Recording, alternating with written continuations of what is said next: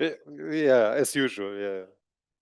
Okay, yeah, so I was asked about to talk about Whizard, especially, of course, for muon collisions, with the title Work in Progress. And I thought, okay, this is a horrible title, but I think actually it describes basically that because all of the things are actually like work in progress. Of course, if you bring me to Italy, then there needs to be some link to opera, of course, and there is somehow the pain and drama of people doing Monte Carlo event generators. And in 1953, Maria Callas was singing at the Maggio Musicale Fiorentino, her first Medea ever. And for those of you who speak Italian, I mean, these words, and when you hear her singing them, pronouncing them, then you would imagine, okay, this is actually a Monte Carlo author talking about the... No, no. No, no. Michael knows the Medea story, yeah. Now coming to physics, and this is actually basically the thing we have been discussing all over the week. So in the 1990s, there was this paper by Edward Bose, by Hongjan He, by Wolfgang Kilian, Sascha Puchov, C.P. Yuan, and Peter Zavas, who looked at vector boson scattering at a 1.6 TeV plus E minus collider. At that time, some version of Tesla, and they had some problems, what they called the EPA, which was the equivalent particle approximation with full matrix elements. And this was actually one of the motivations around 1996, 1997 to start Whizard to have full matrix elements available. Let me quickly remind you why Monte Carlo generators are important. Well, all of our forward simulation chain depends on them, right? Where the inverse simulation is then the reconstruction. So that's why they are important, and they are non-trivial because everything we know about particle physics is in them, right? And if you turn some knob somewhere, you for sure break something on the other end of the program.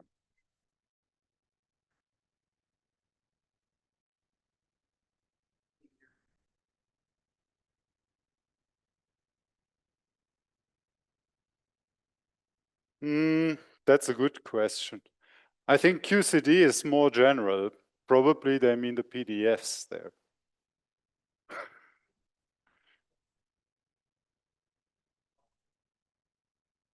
Could be. Shower is a classical approximation. QCD is a quantum theory.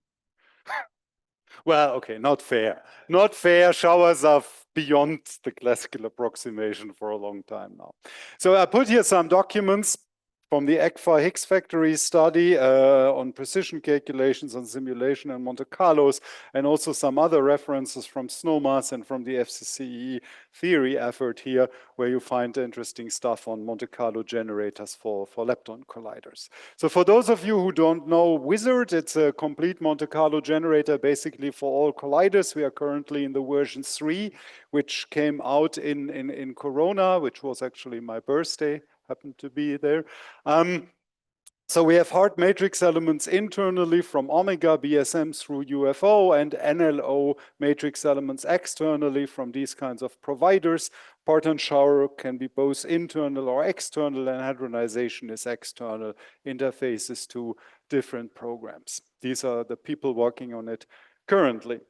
It is the main Monte Carlo generator for linear colliders, for ILC and CLIC, and it was used for the CDRs and TDRs for the full standard model production there, also for the CDR and TDR of the CPC, and it is a very important tool for FCCE and the muon collider. It's also used at LHC, but only at the moment at niche projects. It allows arbitrarily polarized beams, crossing angles, asymmetric beams, what you like, factorized matrix elements in the narrow width approximation, specific decay helicities, polarized resonances. You can set your branching ratios, can calculate them automatically or set them explicitly, for example, the values from the Higgs cross-section working group. There is a special treatment for the top threshold, but I'm not talking about this. This is the manual, the web page. You can ask questions on Launchpad. And this is actually not copying MatGraph, but we looked into a lot of different options, and at the end we had a catalog of arguments, and we chose, okay, for the user support, we actually choose Launchpad because it on top had the best score for this. And I think if you want to go for a tutorial, there was a very extensive one for the SNOMAS effort a couple of years ago. This is somehow doubled. Let me start with something which we haven't talked about so much right now, and this is the beam simulation. And in order to get any kind of luminosity, the accelerator physicists have certain tricks to do this with the focusing magnets and so on, and this has to be folded at some stage in any kind of Monte Carlo simulation. Usually this is done on the basis of the full detector simulation with Géant, but you can do this also in the Monte Carlo. And depending on the collider, there are different ways which work better and which work less good. So you can do a Gaussian spread with specific spreads, which was somehow the thing that was done at lab times already. You can do some some fitted curve to the spectrum with a delta peak and a power law. This is especially for linear electron machines. Or you can do a generator where you do a 2D histogrammed fit to your process. So that would be a parameterization here with different kinds of parameters. And then a 2D fit is somehow the thing you can do. And this is, I would say, the increasing sophistication. And for machines like, for example, a drive beam E+ E- machine like CLIC, or also the Cool Copper Collider, or future plasma Wakefield accelerators, you definitely need to do that. While this is somehow a decreasing availability. So there are several codes that have this one. There are, I think, 3 codes that have this one. But this is somehow I would say, the gold standard here. And there are things we could go beyond this, but let's not talk about this. Let me quickly, in 1 minute, tell you how this works. So generically, the beam in the phase space somehow of the energy fractions of the two beams looks like this. So it's very, very sharply peaked, which is something that is not nice for a Monte Carlo simulation. So you try to smear it out, and then you get something like this, because the accelerator physicists know that a full machine simulation is very costly, and these kind of codes usually don't have really high statistics. So you get a very, very noisy environment in flattening out, and then you need to do some smoothing to get something which is relatively flat, but nevertheless well behaved, in order not to get any kind of artifacts. And this is behind this algorithm, and actually you have to be quite careful to do this. So you need a different treatment on the edges here and in the tails, because otherwise you introduce artificial energy spreads, which you don't want. And this is behind this Zerzer algorithm, which is implemented in Whizard.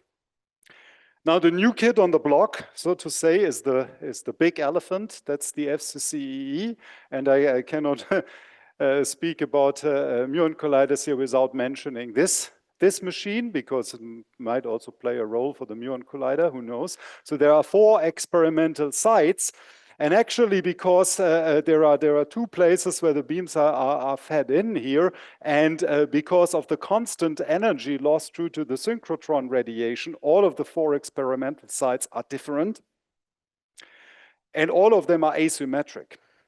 You don't have symmetric collisions at the FCCEE. At no experimental site. There is one site which is symmetric, which is pH, but there is only machine equipment. There will not be an experiment. And there are actually 2 experimental sites, which is PG and PA, I think, which are actually good sites, and the other 2 are actually bad. They have a bit worse beam spectrum. And this is then, so this actually these machine simulations, they have been finished only very, very recently. So before the deadline of the March meeting for the European strategy, only the Z-pole and the TT bar were ready, while the other one only came a little later by OIDE. And then they were fitted inside Whizard, and this is actually how you use that. So you use CERTZ here for the beam, and then you might switch on also the ISR. And this is how you get this guinea pig plus Fluka simulation they are doing, where the Fluka part here is not so much relevant. And then you can try to fit this with a Gaussian, and it works actually pretty nicely, which tells you that, okay, at a synchrotron, what you expect, you have a Gaussian with a certain spread here, but there are a little bit of tail. So this is at the Z-pole, as you can see here. So this looks quite nicely. And then you put in the full energy spread and Beamstrahlung, and then things start to move out here a little bit. And here you see the different kinds of parameters here. And then you do this at the top, and at the top you start to see here quite a big tail. So then it moves away from the purely Gaussian behavior. So you get some tails here that you have to take into account.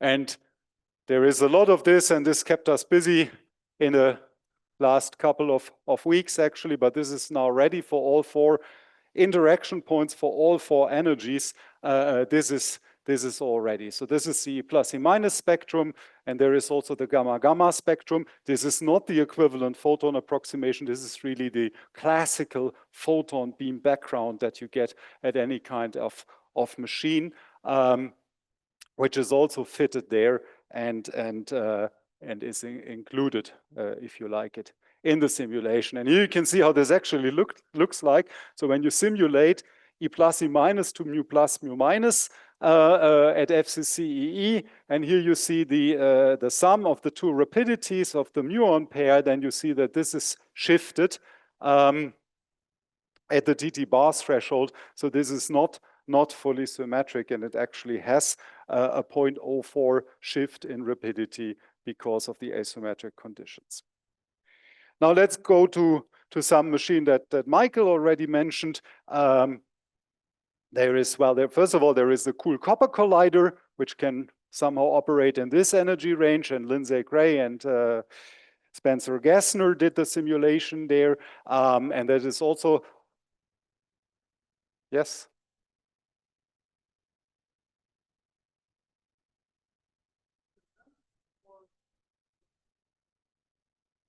At FCC, yes.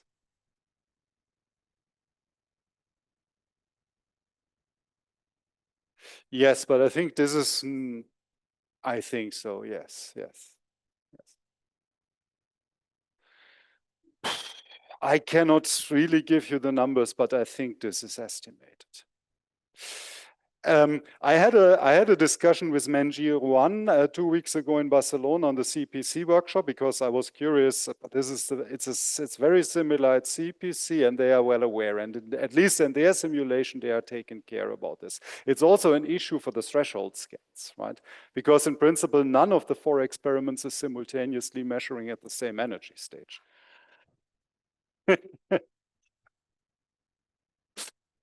Okay, so there is also a beam simulation for the cool copper collider, which is another linear E plus E minus version, which is a linear E plus E minus version. You can get these spectra if you want, but they are not yet, so to say, officially, so they are not on our webpage, so you would have to get some of the clearance from Lindsay or Spencer to get them. And then there is also the way to do a photon collider, which was also mentioned by Michael, based on X-felds, where you generate here the laser light from an X-feld, and then you do Compton backscattering and collide the photons.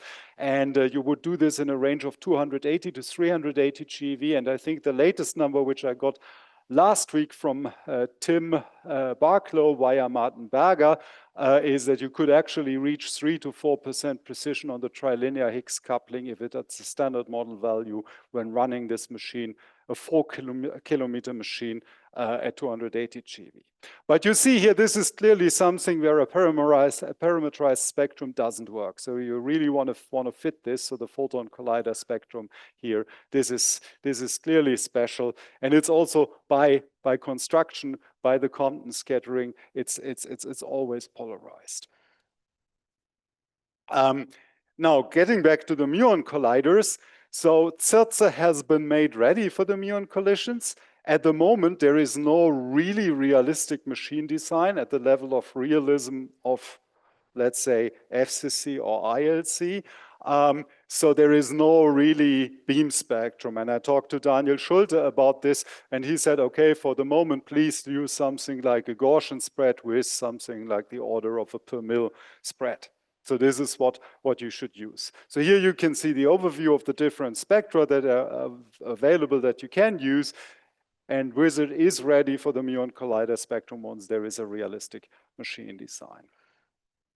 And actually, I did a little bit of a fun with a Daisy Summer student a couple of years ago, where we looked into a twin Higgs resonance and looked into the interplay of the beam widths and the Gaussian beam profile for this different. So this is basically some sort of Higgs resonance in this twin Higgs model, which you would generate here as a S-channel resonance, and then you have an interplay between the beam spectrum and the width of the particle. So this is basically, again, Higgs pole physics, but not at 125.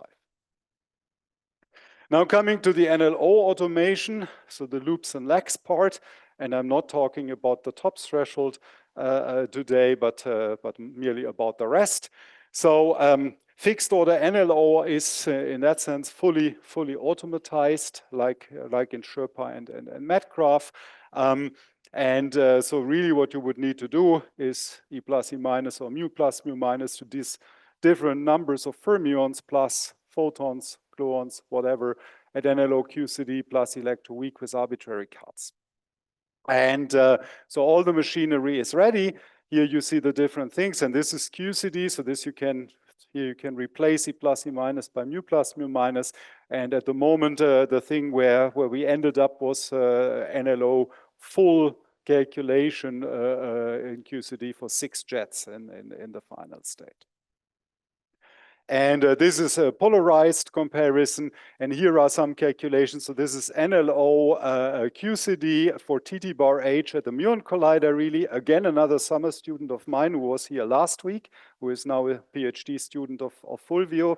He did this as a summer student project a couple of years ago. So here you see the mu plus mu minus to TT bar H, NLO QCD, and he also did the NLO electroweak because this was basically ready.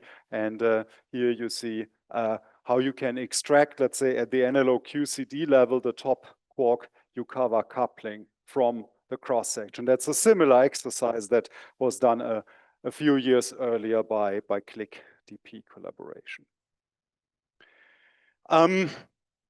So this NLO implementation relies on 2 building blocks. It's the subtraction and it's the virtual matrix elements. The virtual matrix elements come external, so you could use Catani-Seymour or I'm always have this typo here. This is of course Adrian Siegner and not Dave Soper. Sorry for that. I really need to correct this. So we are using the FKS subtraction, and we are using a resonance-aware FKS subtraction that was invented by Thomas Jejo when he was a student of Paolo's. So we invited him while he was a student, and then my students programmed an automated version a few months later, and this is now actually by my former student Pia has been made available also for PP processes and also for NLO electroweak corrections. And I will show 1 or 2 plots about this. Sorry?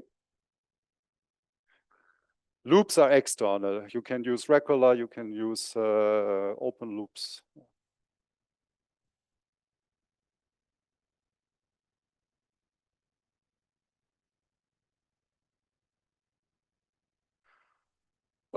Well, this depends a little bit on the cluster.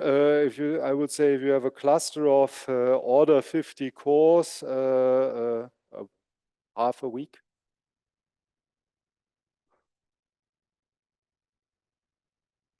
Okay. And this covers also loop-induced processes, which you have seen advertised already for the photon collider. Okay, and Kirill has talked about the bottlenecks, and I think there are 2 bottlenecks to go beyond NLO here in the Monte Carlo generators, and this I think is for every Monte Carlo generator. First of all, it's the virtual, it's a double virtual, so the two loop diagrams. That's the one thing with many mass scales and many off-shell legs. And okay, there are many more names. I think I only put the ones with people that start with A and B here. And then there is also a, let's say, process independent, completely general NNLO subtraction scheme that works both for QCD and electroweak. And at least to my knowledge, this doesn't exist yet. But Kirill, please contradict if this is not true. There are some ways to try to go beyond here. There is this McMule project, which I find highly interesting, where they calculate everything with massive fermions because they are aiming, and now I have Adrian here, they are aiming at low energy experiments like mu and E and things like that, where you really can do with massive fermions. And then you only have soft singularities, but no collinear singularities. And that makes the FKS subtraction relatively easy. But it's clear that this does not work really when you go to higher energies. Then you need to take into account also collinear singularities. And they also, of course, have problems with the two-loop.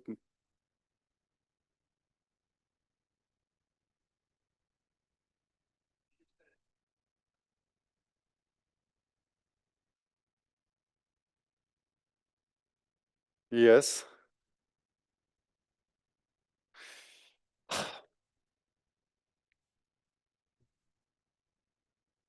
I think one does not have to do that.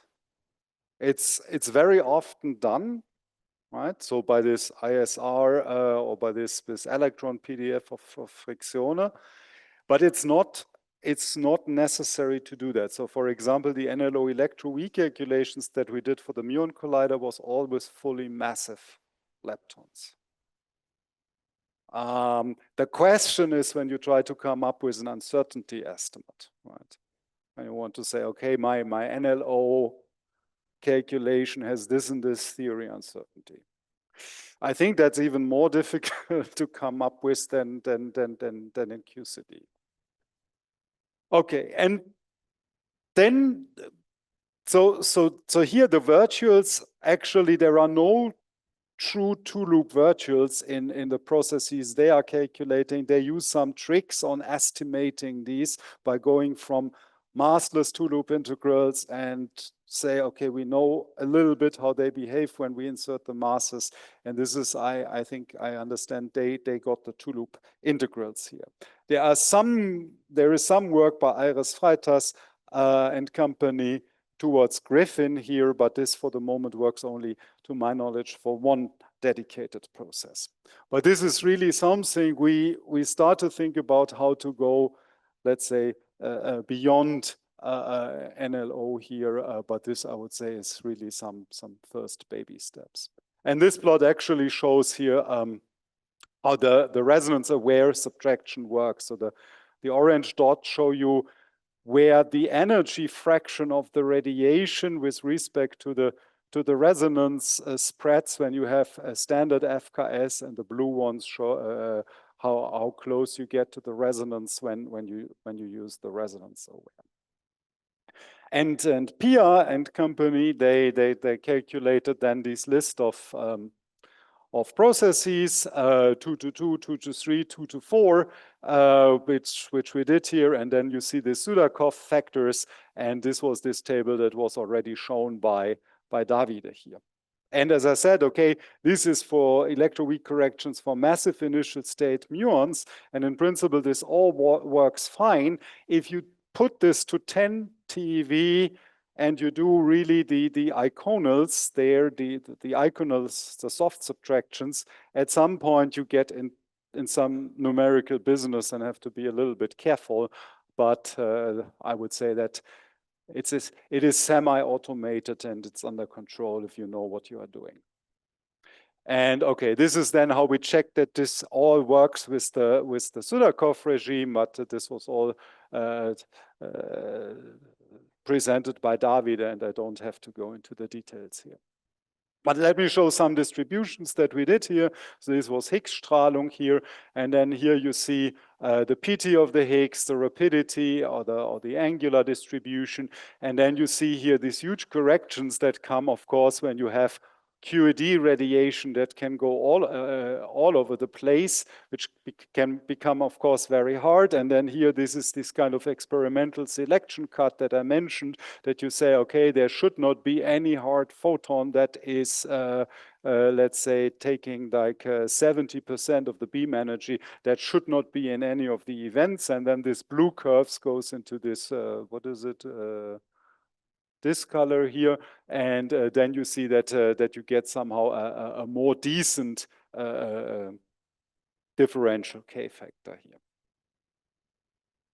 Okay, but the next thing is, of course, you don't want to have only NLO differential distributions. You also want to match this of somehow, and well, the way we chose was Pauhack matching, where you at NLO match the hard real emission and to the parton shower regime, where you have to take into account several different cases, whether you have massless emitters, massive emitters, you have running alpha S, you have different kinematics and so on. And you partition your phase space also into singular and finite regions in the real phase space. It's also quite important to have here intermediate resonances properly handled to talk to the resonance aware subtraction. At the moment, we have this at NLO QCD for PP collisions, for mu-mu collisions, and so on.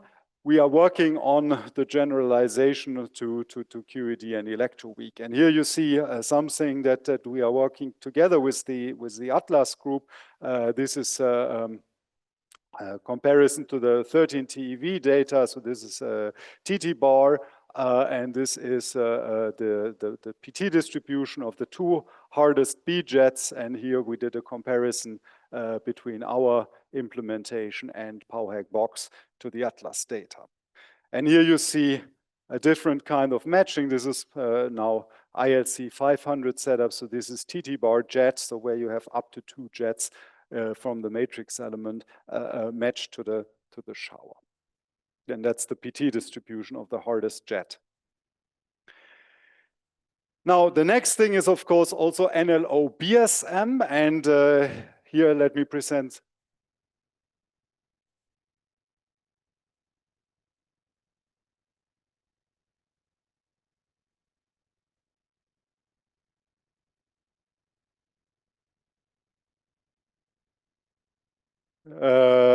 Which one? This diagram or this?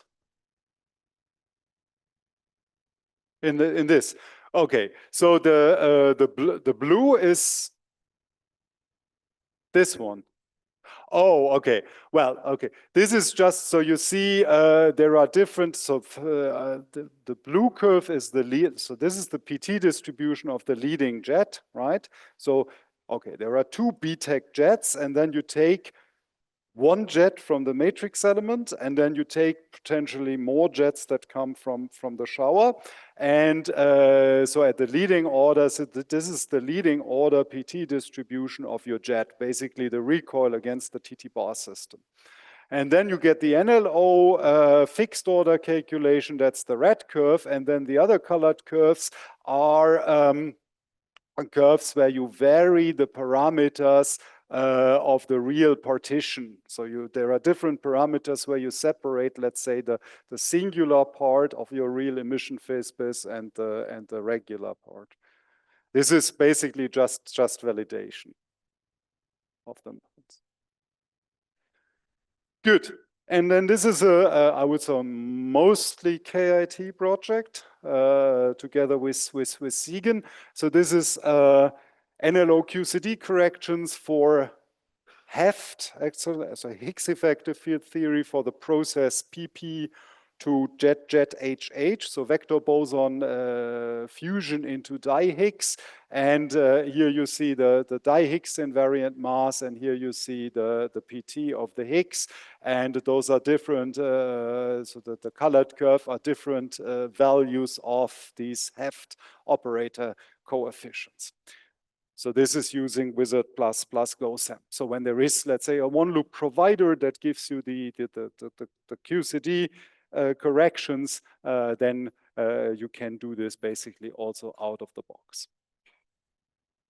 Now coming to the initial state and for back to lepton colliders, and there are of course these two different paradigms how you can resum these kinds of things. There are probably more, but they are the two most famous ones, depending on whether you give preference to the collinear locks or preference to the soft locks, and whether you have collinear factorization or YFS factorization. And there is a lot of, let's say, lab Monte Carlos that used YFS, and there is now also this new implementation in Sherpa.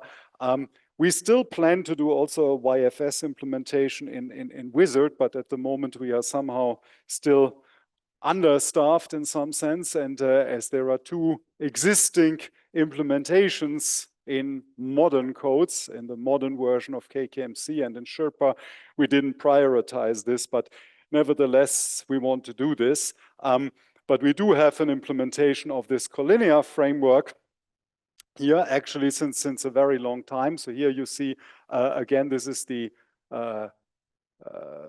electron or the muon PDF, and this is the photon PDF. So this is what is basically called Weizsäcker-Williams. And then that would be, if you allow also your photon to split into E plus E minus pairs, then you would get also a positron content, which formally is an NNLO contribution. And well, there is still the question how to do this for polarized leptons, and there was a paper by Stefan Dittmeier today, which tried to address some of these things, but probably not all of them. So there is this leading log version of this, which goes back to all of these people, and then Stefano Frixione did this at the next to leading log. So this, the first version is implemented in Whizard since roughly 20 years. And actually just the last few days, we did a comprehensive cross-check because there was some disagreement, which we now find out where it comes from. Let's say, taking the new implementation down to leading log with our old implementation. This is now sorted out and understood. And now you can do actually all these different kinds of things for comparisons.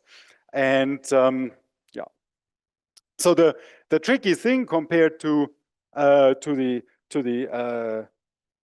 proton PDFs is that proton PDFs are, from the Monte Carlo side, relatively well behaved, right? Of course, they peak at low X, but this is a region which is not so much probed by, let's say, the interesting processes if you don't do low X physics. But it's relatively well behaved at large X. But the lepton PDF is not. And here you actually see, if you take this lepton PDF over a full range of X values of okay, to go to some very extreme values, how they actually behave. That is actually already the case at leading log. There is no principal change when you go to next to leading log. But clearly, when you do this in an NLO calculation, the numerics become a lot more tricky if you have subtraction terms in the initial state at the next to leading order. And we did several kinds of improvements there. And now we have here some versions of logs and polylogs which are actually stable in these nasty regions of the phase space, and also some numerical integrals that were there are now all done analytically. And this works now all really fine. The only thing is we still have to combine it fully numerically stable with the FKS subtraction in the real part. And that is what we are at the moment working on. Now let's go to the electroweak part. And we had a lot of debates on this already. Let me just say here that we are also working on this, and just for the sake of having it and yes.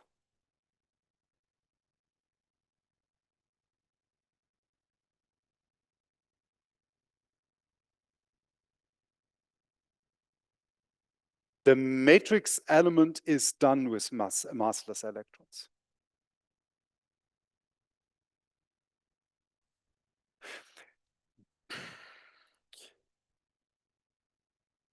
Yes.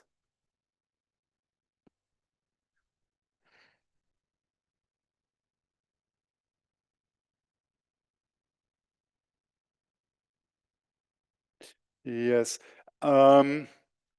I think the way that Stefano derived this was that he took the limit of the full process, initial state radiation plus, let's say, what would be the factorized part of the hard process, and expanded everything in S over ME or ME over S, and then took the limit, and then took all the electron dependent terms into the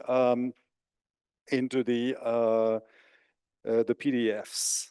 And so then you take the massless matrix element. This is somehow different than the different philosophy than what Johannes Blümlein and Kai Schönwald, and so that they calculated explicit higher order logs to the massive correlators. Yeah, but I think it's a different philosophy. Which of those works best at the end? I don't know. But here you take the matrix element massless, like you take massless quark matrix elements at LHC. Otherwise, you would have to do an ACOT scheme or something like this.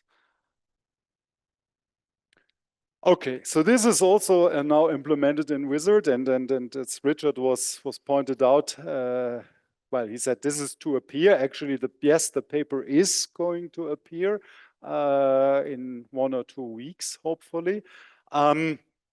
But this is implemented in Whizard 1. I think it was even before Whizard version 1 already, but that was before my time. It was actually broken in some sense in Whizard 2. So Whizard 2 was the changes that we did in order to deal with LHC physics. And so we had to take into account things like event-dependent scales that you do at LHC, and somehow we didn't notice that this actually broke the EWA.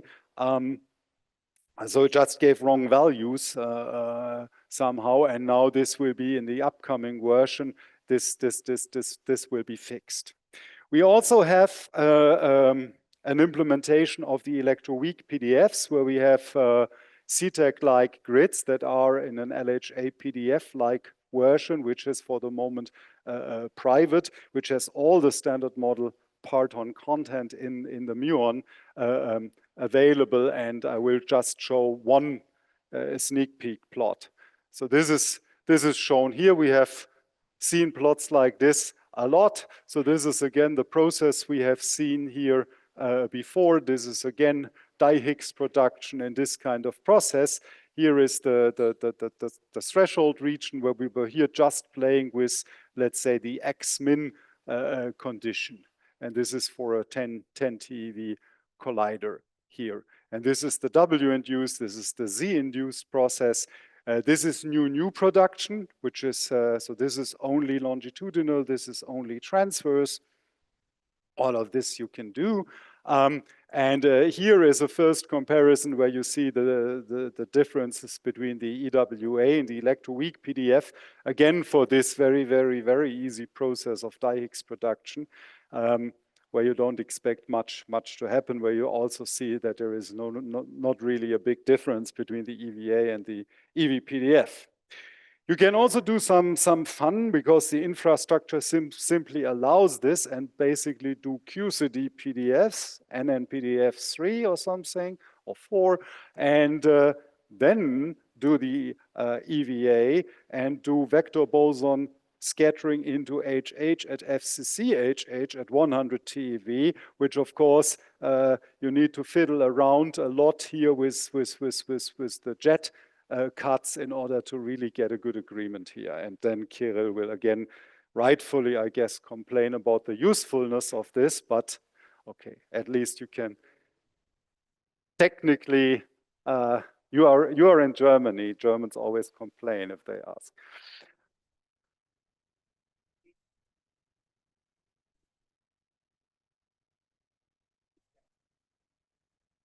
Yes.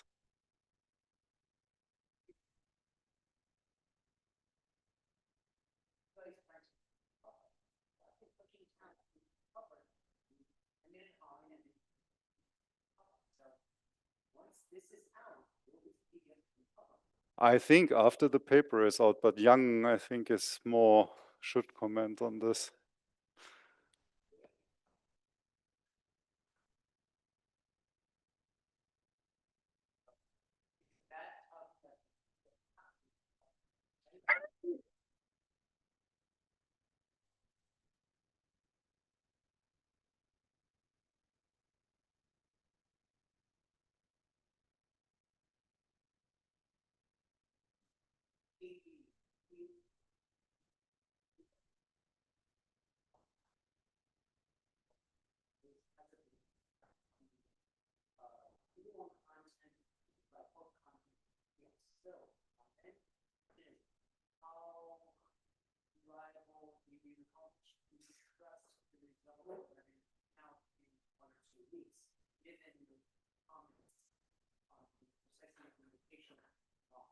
Well, the thing that comes out in 1 or 2 weeks is just EVA, not EVPDF.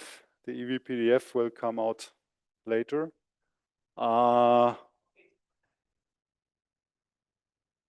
This one. So this is 25.0 something, and this is 25.1 something estimated.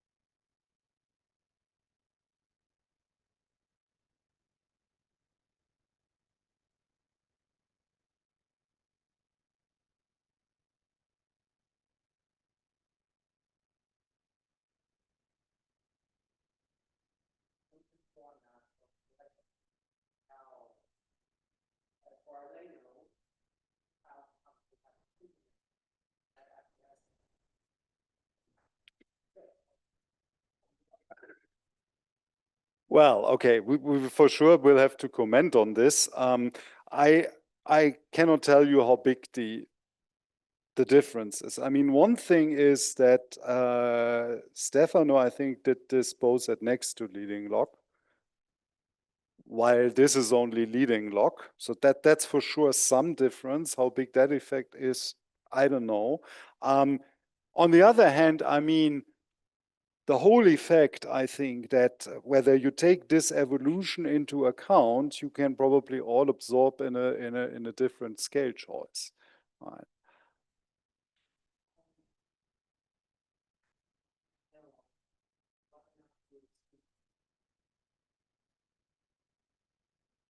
Yeah, well,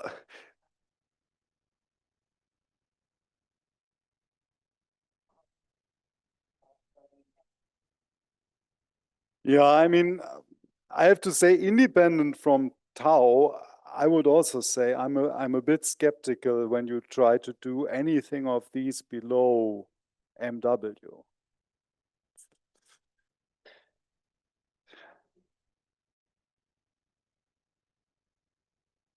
Why?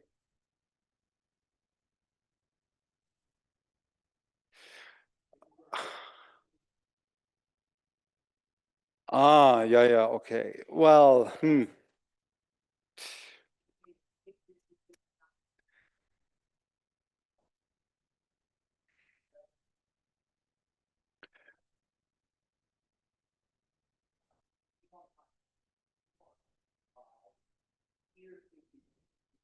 yeah. Well, I mean, there is one thing. I mean, anyway, so when you have the different partons, the different partons here have different masses, so you have to run them independently because the phase space is different, right? So whether you take W or Z, they have different mass, or you take the gluon, this is massless, hopefully.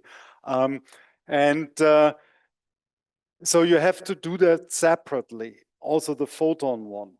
And I think you can actually also pull out the QED evolution by then taking just the standard muon PDF. Of course, there is a crosstalk because this is somehow a coupled D-club evolution, but I don't think really that the effect of the coupling of the crosstalk is actually too big, because then there are other effects from the full matrix element, et cetera, that are of the same order.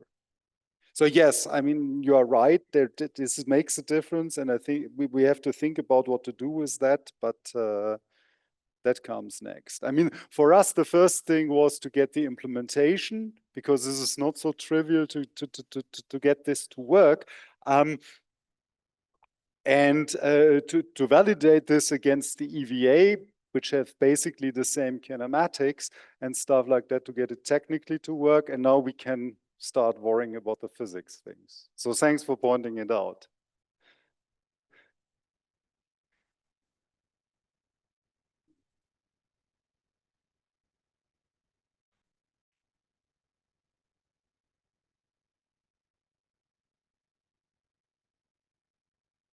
Yeah, I mean, there are more things, right? Because the PDFs, I think, are now already, I think they are available polarized, right? So for left-handed and right-handed beam muons. And Whizard supports this, of course, so you can choose whether you take a PDF for a left-handed or for a right-handed muon. The way this is in LHA PDF doesn't support polarization yet. There are a lot of tricks. I discussed this with Andy Buckley in December when he was at DAISY, and I asked him also the question: doesn't or don't EIC people actually push for having LH polarized PDF sets in the polarized beam?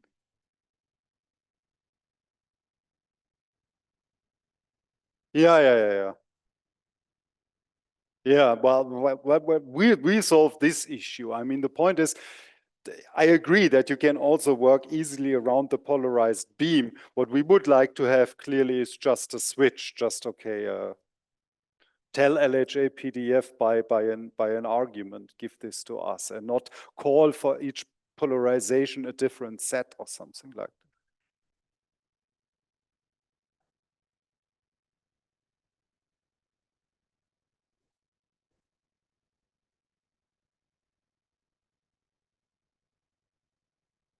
Let's see. Okay, this they have to figure out.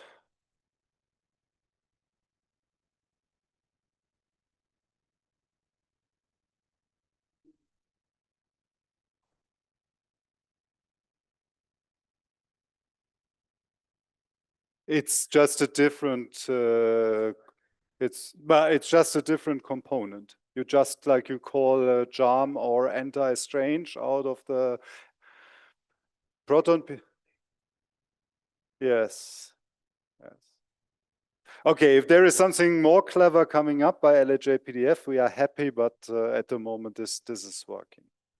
But some more technical thing actually to keep you thinking that we are struggling about. So if you now want to generate events, because this is what we want to do ultimately, and then you have this thing here where this is a gluon, because from an electroweak PDF you get also a gluon. What do you do with a beam remnant? The beam remnant has charge, the beam remnant has color, and the beam remnant has also SU2, has also lepton number. So Prusia or Herwig clearly will get on this, right? So we have to think about something. We have an idea how to do this. We haven't talked to the Prusia or the Herwig people yet, but that will be clearly also some fun. Okay. Let me come back now to exclusive photons. which is something which is, of course, very important for any lepton collider. And there are also lots of debates going on what is the best approach. So there is YFS, which gives you some exclusive photons, but they are all somehow the ones that are enhanced by soft locks. You can have explicit matrix element photons, which pick up maybe some collinear locks in some regime. So there, it's not yet clear what is the best approach. We have different ideas that we are working. So there is this way in Whizard that when you generate explicit photons, so we generate an explicit photon per lepton beam. When you switch on, let's say, the electron PDF at leading lock, and then we put a PT distribution, which resembles the one that you get from QED on this and boost the event. And that kind of mechanism works relatively well. And let's say the ILD collaboration has worked with that quite successfully. There is the possibility to also iterate this recursively, which then resembles very much what the YSR algorithm is doing, or what a QED initial state shower is doing. But clearly, we are also interested in the QED showers plus the electroweak showers. So that's something where we also started to think about, and which we want to do. So here you see actually, so this is Baba scattering now at 380 GeV, E plus E minus, and this shows you a matching between photons generated from the matrix element and from the shower, and there is this matching algorithm which works relatively nicely. And then there is also the way how you actually do match the photon-induced components in different terms of the phase space. So one thing is to get the precision exact, but one thing, this is not a problem for the muon collider, because the muon collider has these nozzles, and anything that is very close to the beam is lost anyway. But for an E plus E minus collider, this is a big problem. So you get relatively close to the beam axis, and then you have to actually match things like double EPA or whether you call it photon PDF or whatever, and full matrix elements, and you have to match this. Specifically in the very collinear region, you cannot really use the full matrix elements, because then you have to go to quadruple precision, and at the moment this was considered too CPU consuming. So there is still something that needs to be done on this, and this is something where we also work on. Let me also remind you one important thing. This is in all the Monte Carlos, Mangrove, Whizard, and Sherpa, but people quite often forget about this. So it's the shower history. So when you switch on the shower, and you cannot do without, the shower does some magic in order to arrange that the phase space kinematics works correctly in some sort of approximation, which is never an exact kinematics. So it shuffles around momenta. And then when you do something, what lepton collider people do, they do E plus E minus or mu plus mu minus to 4 jets. And you give this to the shower, then the shower thinks, oh, this is QCD. I do my shower magic, and that's it. I can freely redistribute, because at LHC, this is clearly fully QCD radiation dominated. At a lepton collider, it is not. The dominant contribution is dye bosons going to fully hadronic 4 jets. And so you need to preserve the WW and the ZZ in the parton shower history. And there is some part which is resonant WW, some part which is resonant ZZ, and some part which is non-resonant. And so you have to mix this and do this correctly. So what Whizard does, it automatically looks for the underlying resonant processes, determines the on-shell times production cross-section times branching ratios, and then automatically calculates the weights and assigns the shower histories correctly.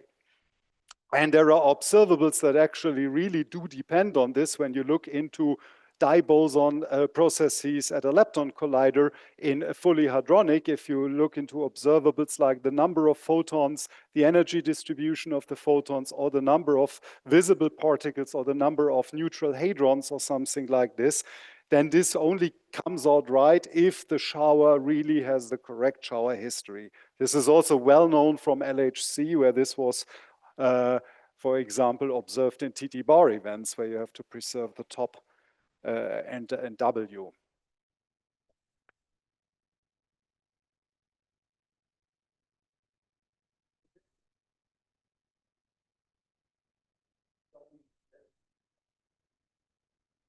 Yes.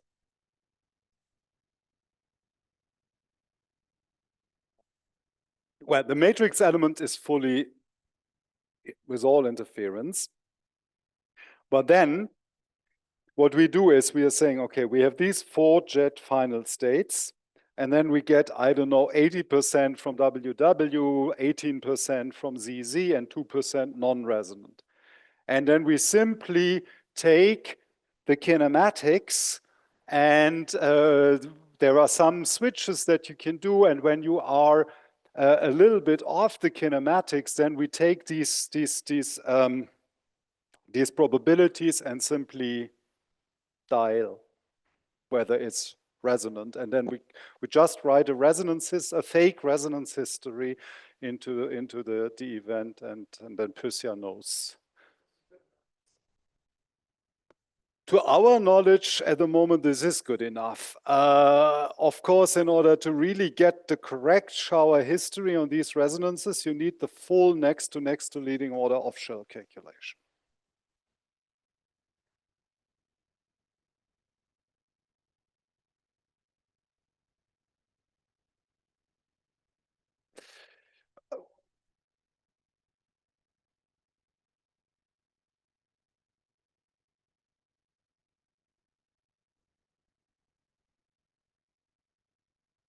Yes. Yes.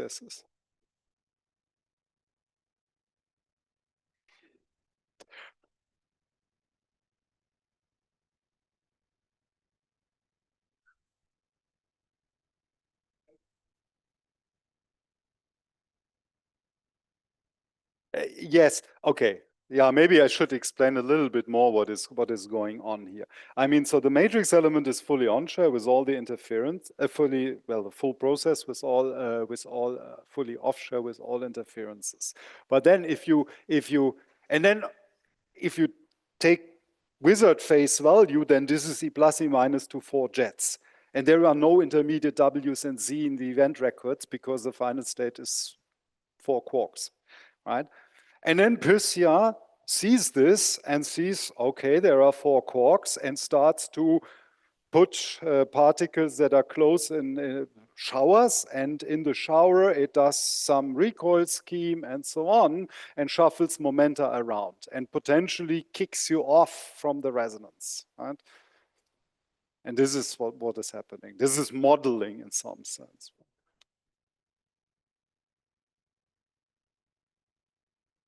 Yes. Yes. Yes. Yes.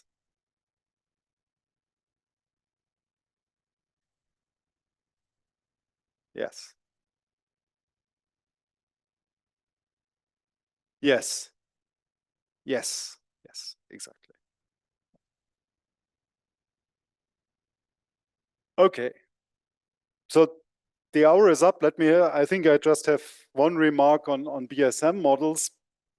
So you know UFO, which came out in 2011, and then 2 years ago, we put out the version 2, which basically summarized like 12 years of usage grown in the wild and codified this as official version 2 of UFO.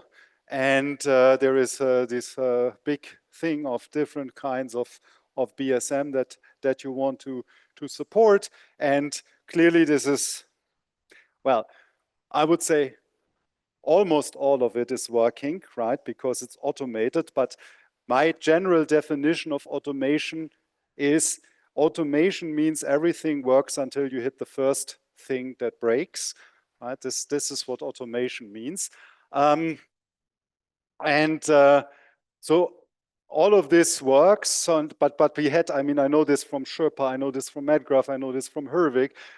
There were hundreds of user requests and bug reports and so on with the UFO, and of course you had to do this, and but it's working, and I don't go through all the BSM stuff and features that are working. Let me just show. Let me just say there is. I showed you one example where this also works nicely at NLO QCD. There is still one big issue, and this is NLO electroweak for BSM models. And this is a big challenge because you have to renormalize the BSM model and you have to understand the full sector, and the renormalization scheme is highly non-trivial. Yeah? Even when you go to things like SMEFT, it's of course you can do all of MS bar for every Wilson coefficient that you have in the game, but clearly if you have some extended Higgs sector, it's not clear what is the best scheme. And we are working on things like vector boson fusion into BSM Higgs for E plus E minus right now at NLO electroweak, where we see this kind of things, which is of course well known, but this is something where you should be aware that this is really tough to do this out of the box, fully automated without knowledge of the model. I think this is, at the moment, the people working on this telling me, okay, this will not work fully automated. Depends clearly on the model, but okay. Let me show just two examples, leading order now, to show this. So one muon collider example, which is here. This is Tao Han et al. And there was also a follow-up paper where Davide was involved and Fabio was involved and Yang is involved in both of them. So this was actually how well you can measure with multi-boson states potentially the muon Yukawa coupling, and also to show that you actually can determine the sign of the muon Yukawa coupling, which you cannot do from Higgs decays. But again, here you show this. So we had this picture here again through the whole week, where you have the VBF contribution and the prompt production. But actually, for the muon Yukawa, you do need the prompt production. So there we are cutting away the VBF part because it's not sensitive to the effect we want. And another thing which is now E plus E minus with the UFO model, but it's also highly relevant for the muon collider. So this was vector boson fusion into Higgs in a 2 Higgs doublet model at 3 TeV click. So that would be very similar at 3 TeV muon collider, where you try to get then into the Higgs to ZZ star to 4 lepton final state, and you look into the azimuthal angle between the two lepton planes in order to determine whether this is a scalar, a pseudoscalar, or has a certain mixture between this, and this is also was done with a UFO model. Okay. And we also worked recently on color exotics. This is clearly something for the collider, which is more for the LHC, of course. But the way this was actually triggered was by a study of SMEFT, where you have a lot of dimension 6 operators. And when you have dimension 6 operators with 4 colored particles, then you can actually get a lot of very funny color structures that don't appear if you have only, let's say, 2 or 3 colored particles.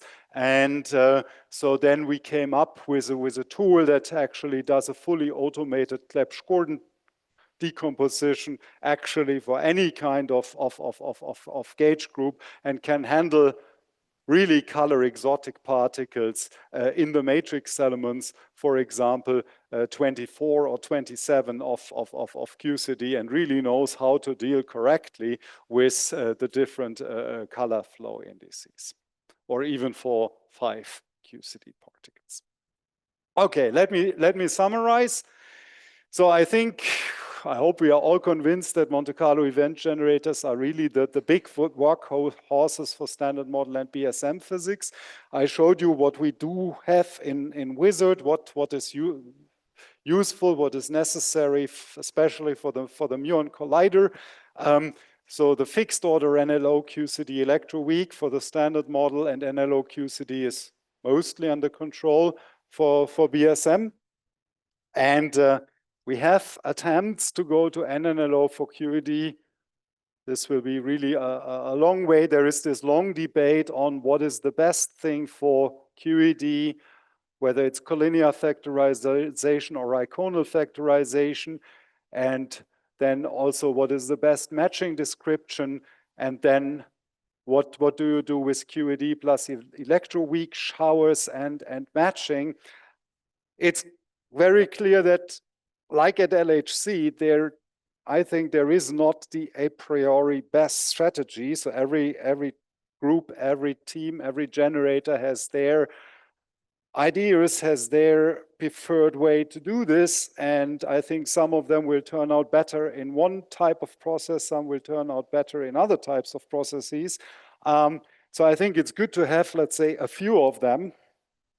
Clearly, you need a lot of studies and test cases and benchmarks, and we definitely don't need, let's say, the one monolithic implementation in whatever is your preferred program, but we also need second and third implementations to have to see when something funny is happening. Is that really funny, or is that just a bug or something like this? There is also more clearly Monte Carlos for dedicated processes, something where, let's say, the multi-purpose generators like Whizard have difficulties, like getting the highest precision for Barber scattering or diphoton production or things like that. Something Fulvio Piccinini is working on for E plus E minus. But again, there is a problem that the most important part for the low energy colliders is the soft resummation, that's YFS. It's clear that for muon collider, this will not be the case. So we have to think about it. And there is one big bottleneck, and that's the phase space, right? So clearly the matrix elements is a problem. At next to leading order, they start to become a problem at 2 to 7 somehow. At NNLO, they start to become a problem at 2 to 3 somehow.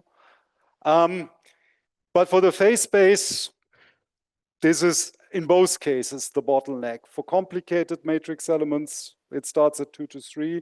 For NLO or for real radiation, it starts at 2 to 6, 2 to 7. So we are actively working on this. I would say the Whizard phase space is already quite good. So we can do a thing like off-shell TT bar gamma at the LHC. This really works more or less out of the box. But there are some things where we want to go like machine learning, transformers, for example, for the phase space adaptation, also offloading to the GPUs. None of this at the moment looks really like a huge game changer, but you never know. But this is active work in research. So thank you very much.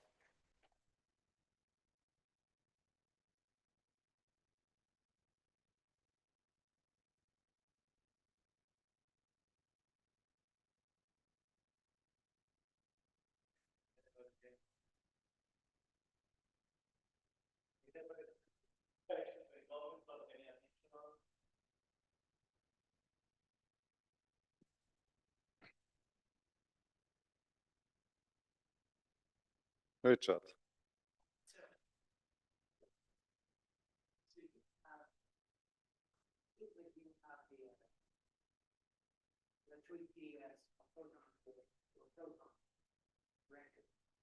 Yes.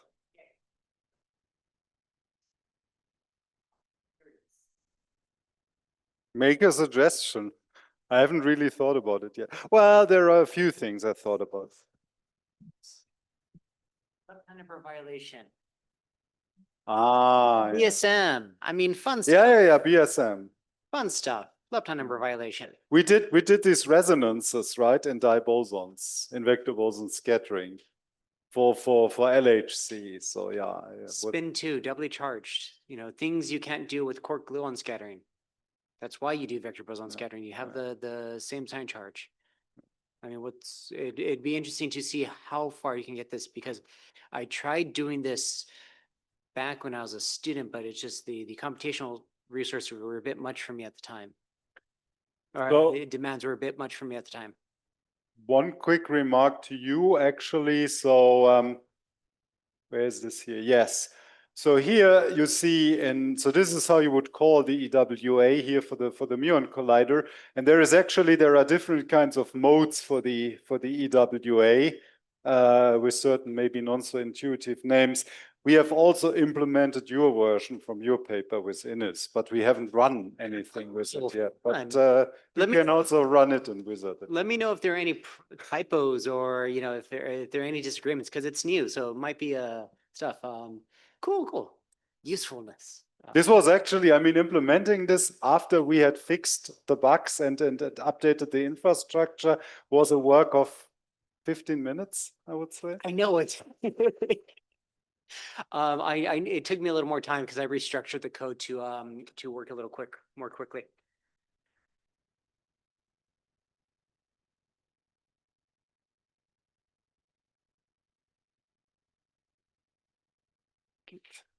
Comments?